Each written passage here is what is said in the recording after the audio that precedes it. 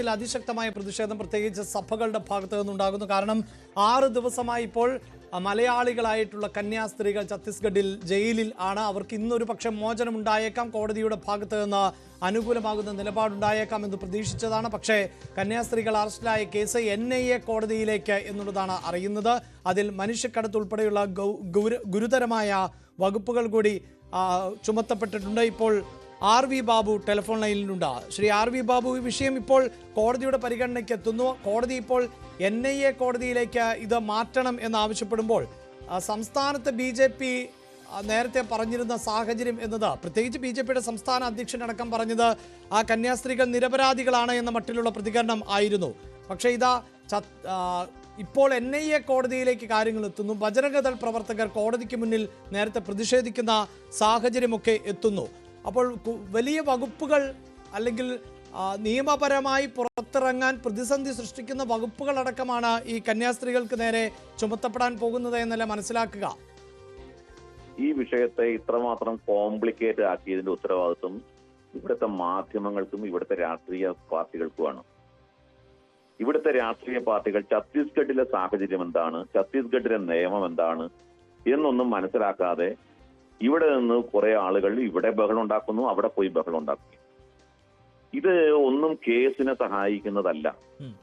ഛത്തീസ്ഗഡിലെ സാഹചര്യം എന്താണ് എന്ന് മനസ്സിലാക്കി വേണം പ്രതികരിക്കാൻ. എന്തുകൊണ്ടാണ് ഞാൻ നേരത്തെ ചോദിക്കും, എന്തുകൊണ്ടാണ് ഛത്തീസ്ഗഡിലെ തീർച്ചയായും ശ്രീ RV ബാബു, താങ്കൾ പറഞ്ഞു ഇവിടുത്തെ മാധ്യമങ്ങളടക്കമാണ് ഈ വിഷയത്തെ ഇത്തരത്തിലേക്ക് എത്തിച്ചത് എന്ന് പറയുമ്പോൾ ഈ NIA വിഷയം, NIA കോടതിയിലേക്കല്ലേ വിഷയം എത്തുന്നത്?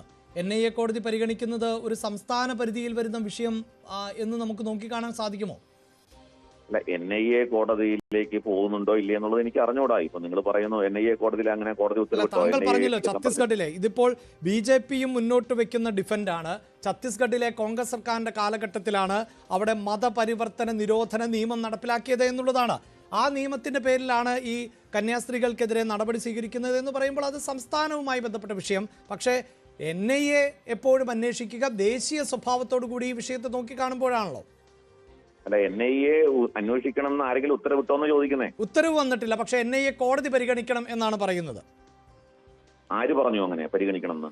അതായത് സെഷൻസ് കോടതിയുടെ ഭാഗത്ത് നിന്ന് ഇന്ന് ജാമ്യാപേക്ഷയുമായി എത്തുമ്പോൾ സെഷൻസ് കോടതി ഈ വിഷയം പരിഗണിക്കുന്നില്ല, മറിച്ച് ബിലാസ്പൂരിലെ NIA കോടതിയിലേക്ക് ഈ കേസ് വിടുകയാണ് ചെയ്യുന്നത് എന്നാണ് അറിയുന്നത്. അല്ലെ, അതിനെക്കുറിച്ച് എനിക്കത് വ്യക്തതയില്ല. ഇപ്പൊ അറിയുന്ന കാര്യങ്ങൾ എന്ന് പറഞ്ഞിട്ടാണ് വരുന്നത്. അങ്ങനെ ഒരു ജഡ്ജ്മെന്റോ അല്ലെങ്കിൽ അങ്ങനെ ഒരു ഉത്തരവ് സെഷൻസ് കോടതിയുടെ ഭാഗത്ത് നിന്ന് വരട്ടെ, എനിക്കത് അറിയില്ല. അപ്പൊ അതിനകത്ത് NIA കോടതി പരിഗണിക്കേണ്ടതാണോ ഈ കേസ് എന്നുള്ളതെന്ന് അറിഞ്ഞൂടെ. എന്തായാലും ഈ കോടതിയെ പോലും ഈ തരത്തിലേക്ക് ഉള്ള ഒരു അന്തരീക്ഷത്തിലേക്ക് തള്ളിവിടാൻ കാരണം അതുകൊണ്ടാണ് ഞാൻ പറഞ്ഞത്, ഇത് ഈ വേണ്ടത്ര അവധാനതയില്ലാതെ വെറും രാഷ്ട്രീയ താല്പര്യത്തിന് വേണ്ടി ഇവിടെ ഉണ്ടാക്കുന്ന ഈ ബഹളങ്ങൾ, അത് ഛത്തീസ്ഗഡിൽ പോയി ഉണ്ടാക്കിയ ബഹളങ്ങൾക്കൊക്കെ ആണ് ഇതിന് ഉത്തരം പറയുന്നത്. ആ ബഹളം ഉണ്ടാക്കിയാണ് ഇതിന് ഉത്തരം പറയേണ്ടത്. അതുകൊണ്ട് ഞാൻ പറഞ്ഞു, എന്തുകൊണ്ടാണ്, ഞാൻ എന്റെ ചോദ്യം ആവർത്തിക്കുകയാണ്, എന്തുകൊണ്ടാണ് ഛത്തീസ്ഗഡിലെ കോൺഗ്രസ് മൗനം നടിക്കുന്നത്? ഈ വിഷയത്തിൽ ഒരു അഭിപ്രായം പറയാത്തതിന്റെ കാരണം എന്താ? ഛത്തീസ്ഗഡിലെ കോൺഗ്രസ് നേതൃത്വം, ഛത്തീസ്ഗഡിലുണ്ടായ സംഭവമാണ്, ദേശീയ തലത്തിൽ KC വേണുഗോപാൽ ഉന്നയിച്ച ഒരു സംഭവമാണ്. എന്തുകൊണ്ടാണ് ഛത്തീസ്ഗഡിലെ കോൺഗ്രസ് നേതൃത്വം ഈ വിഷയത്തിൽ മൗനം നടിക്കുന്നത്? അതിന് ഉത്തരം പറയണ്ടേ കോൺഗ്രസ്? കോൺഗ്രസിനെ സംബന്ധിച്ചിടത്തോളം അവരുടെ ഏറ്റവും പ്രധാനപ്പെട്ട ഫേസ് എന്നത് രാഹുൽ ഗാന്ധിയാണല്ലോ.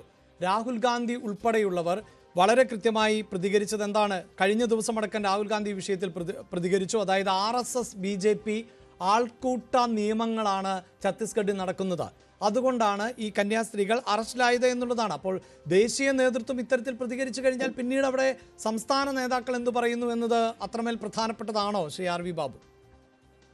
നമ്മളെ അരിയാഹാരം കഴിക്കുന്നവരല്ലേ സാർ? ദേശീയ നേതൃത്വം പറയും, ഡൽഹിയിൽ ഇരുന്ന് പറയും. ഛത്തീസ്ഗഡിലെ അന്തരീക്ഷം വേറെയാണെന്നേ. ഛത്തീസ്ഗഡിലെ നേതൃത്വം മിണ്ടില്ല. ഛത്തീസ്ഗഡിലെ അവിടുത്തെ രാഷ്ട്രീയ പ്രസ്ഥാനങ്ങൾ ഈ കാര്യങ്ങളെ സംബന്ധിച്ചിടത്തോളം അവർക്ക് ബോധമുണ്ട്. കാരണം അവിടെ ഒരു നിയമമുണ്ടെന്നും ആ നിയമത്തിനനുസൃതമായിട്ടാണ് ഈ വകുപ്പുകൾ ചാർത്തപ്പെട്ടിട്ടുള്ളതെന്നും ഒക്കെ അവിടുത്തെ രാഷ്ട്രീയ പ്രസ്ഥാനങ്ങൾക്ക് അറിയാം. അവരെല്ലാം ഇതെല്ലാം നേരിട്ട് കാണുന്നത്. അത് അവിടെ ഇങ്ങനെ ഒരു നിയമം കൊണ്ടുവരാൻ കാരണം എന്താണ്? ഛത്തീസ്ഗഡിൽ ഇങ്ങനെ ഒരു നിയമം കൊണ്ടുവരാൻ കാരണം എന്താണ്?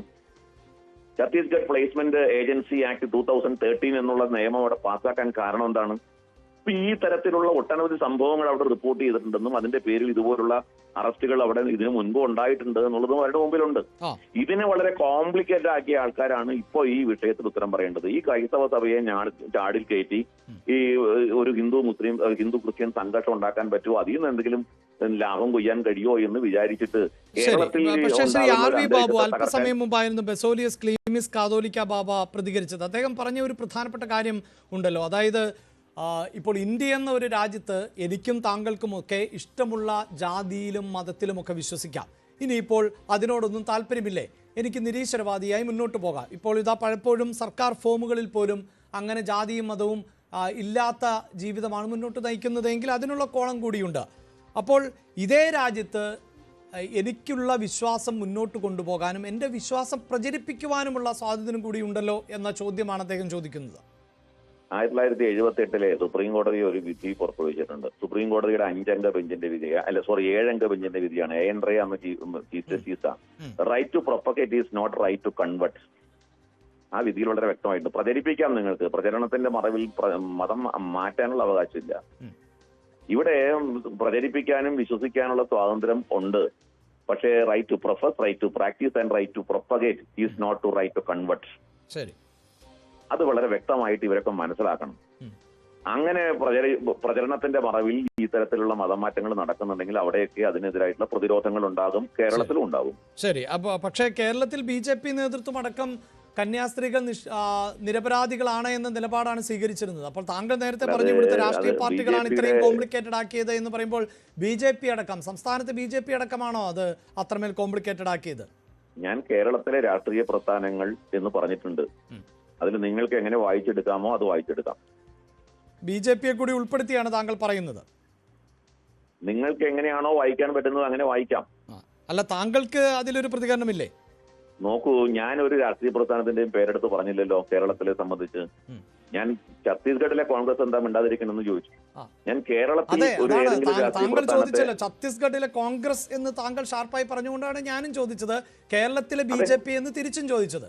അല്ല, കേരളത്തിൽ ഇവിടെ നിന്ന് ഈ മറ്റേ പ്രത്യേക സംഘങ്ങൾ പോയിട്ടുണ്ടല്ലോ, കോൺഗ്രസിന്റെയും അതേപോലെ CPM-ന്റെയും സംഘങ്ങൾ പോയിട്ടുണ്ടല്ലോ.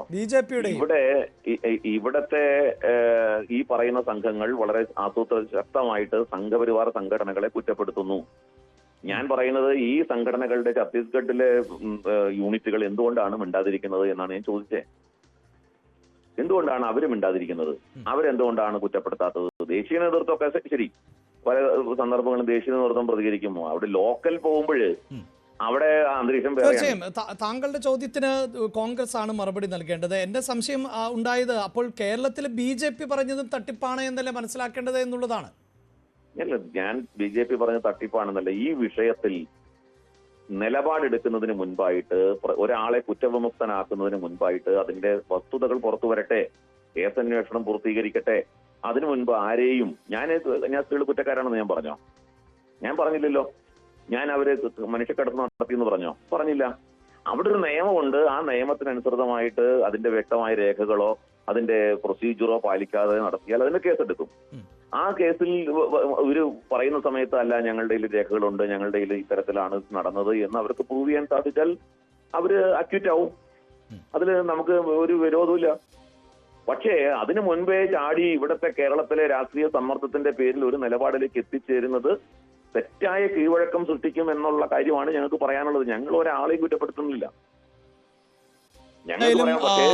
RV ബാബു ആണ് ഞങ്ങളോട് പ്രതികരിച്ചത്. അദ്ദേഹം പറയുന്നത് ഈ നിലയിലാണ്, അതായത് ഈ വിഷയത്തെ അനാവശ്യമായി വലിച്ചഴിക്കുന്നു മാധ്യമങ്ങളും അതോടൊപ്പം തന്നെ രാഷ്ട്രീയ പാർട്ടികളും എന്നുള്ളതാണ്. പക്ഷെ കേരളത്തിലെ BJP അടക്കം ഈ നിരപരാധികളാണ് സിസ്റ്റർമാർ എന്ന് പറഞ്ഞ പശ്ചാത്തലം കൂടിയുണ്ട്. പക്ഷേ ദേശീയ നേതൃത്വത്തിന് ഇനി എന്ത് നിലപാടാണ് സ്വീകരിക്കാൻ പറ്റുക? ഛത്തീസ്ഗഡിലെ BJP നേതൃത്വം കേരളത്തിലെ നേതൃത്വത്തിൻ്റെ നിലപാടല്ല സ്വീകരിക്കുന്നത് എന്നത് തന്നെയാണ് പ്രധാനം. മാത്രവുമല്ല, സംസ്ഥാനം ഭരിക്കുന്നത് BJP ആണ്. ആ സർക്കാർ അതിശക്തമായ വകുപ്പുകളാണ് ഇപ്പോൾ തന്നെ ഉൾപ്പെടുത്തിയിട്ടുള്ളത്, പ്രത്യേകിച്ച് മനുഷ്യക്കടത്ത് ഉൾപ്പെടെ അങ്ങനെയുള്ള വകുപ്പുകൾ കൂടി ചുമത്തപ്പെട്ട പശ്ചാത്തലത്തിൽ ആണ് ഇത് NIA കോടതിയുടെ പരിഗണനയ്ക്ക് വിടണം എന്ന സെഷൻസ് കോടതി നിർദ്ദേശിച്ചത് എന്നാണ് നമുക്ക് ഈ ഘട്ടത്തിൽ മനസ്സിലാക്കാൻ സാധിക്കുന്നത്. പക്ഷേ കേരളത്തിൽ എന്തായാലും ക്രൈസ്തവ സഭകളുടേതുൾപ്പെടെ വലിയ വിമർശനം ആണ് ഉയർന്നു വരുന്നത്. ഇന്ന് വൈകിട്ട് വിവിധ സഭകളുടെ നേതൃത്വത്തിലുള്ള പ്രതിഷേധവും നടക്കുന്നുണ്ട്. രാഷ്ട്രീയമായി കോൺഗ്രസ് ഉൾപ്പെടെയുള്ള പ്രതിപക്ഷ പാർട്ടികൾ വിഷയം ഏറ്റെടുക്കുകയും ചെയ്തിട്ടുണ്ട്.